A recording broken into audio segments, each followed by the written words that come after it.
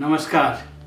मैं आपको एक ऐसी जानकारी देने के लिए आया हूँ जैसे रुद्राक्ष की उत्पत्ति कैसे हुई है। आज से हजारों साल पहले भगवान शिव को जो बड़े बड़े योगी महायोगी इन्होंने हवन किया। हवन के टाइम में राक्षसों ने उनको दुख दिया और हवन में पानी डाल दिया, पत्थर डाल दिया, मांस के कुछ टुकड़े डाल दिए। तो वो लोग परेशान होकर भगवान शिव को याद किया।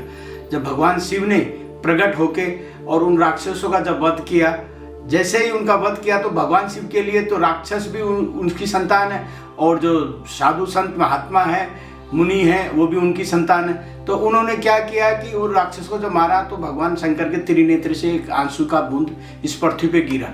वो अमृत का बूंद जब पृथ्वी पे गिरा तो उससे रुद्राक्ष का ग्रोह हुआ। माँ पार्वती ने कहा शिव से कि ये इसी संसार में सब आदमी दुखी है, इनको कैसे सुखी किया जाए, ये आपके हमारे संतान है। तो भगवान शिव ने वो आंसू के रुद्राक्ष के रूप में प्रकट कर दिया और वो जो आंसू है वो रुद्राक्ष के रूप में प्रकट हुआ। और इंसान को सब कुछ होते हुए भी वो दुखी है। जैसे भगवान ने सब कुछ दे दिया इंसान को, लेकिन शांति उसके हाथ से गिर गई तो भगवान ने अपने चरणों के अंदर वो शांति को दबा लिया और कहा, जाओ मानव, तुम सारी दुनिया में सब कुछ ले लो, लेकिन शांति लेने के लिए मेरे चरणों में आना पड़ेगा। तो वो रुद्राक्ष जो अपने गले में धारण करता है, उसकी पूजा करता है, उसका दर्शन करता है, उसका दान करता है, तो उसके लिए वो रुद्राक्ष जो है फायदा करता है। हर तरह से रुद्राक्ष जो है पॉजिटिव एनर्जी देता है। साइंटिफिक हिसाब से इसमें इलेक्ट्रोवेव होते हैं, जो इलेक्ट्रोवेव आपके शरीर के नेगेटिव एनर्जी को कम करते हैं और पॉजिटिव एनर्जी को बढ़ाते हैं, जिससे आपको काम करने की एनर्जी बढ़ जाती है। आप एकदम बीमार है और आप रुद्राक्ष का यूज करेंगे तो आपको बीमारी में उसमें फायदा होगा।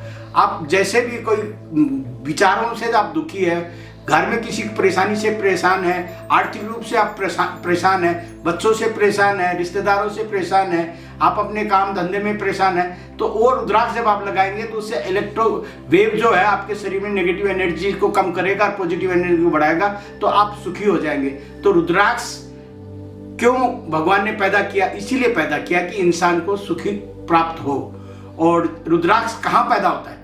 रुद्राक्ष जो है नेपाल की पहाड़ियों में पैदा होता है। हिमालय में जब स्वयं भगवान प्रकट हुए और उन्होंने राक्षसों का वध किया तो वो जो आंसू जो है हिमालय में जो नेपाल की पहाड़ियां वहां पर गिरा था और वहां सबसे पहले रुद्राक्ष की उत्पत्ति हुई। उसके बाद में कुछ रुद्राक्ष हमारे भारत में पैदा होते हैं और कुछ रुद्राक्ष इंडोनेशिया में।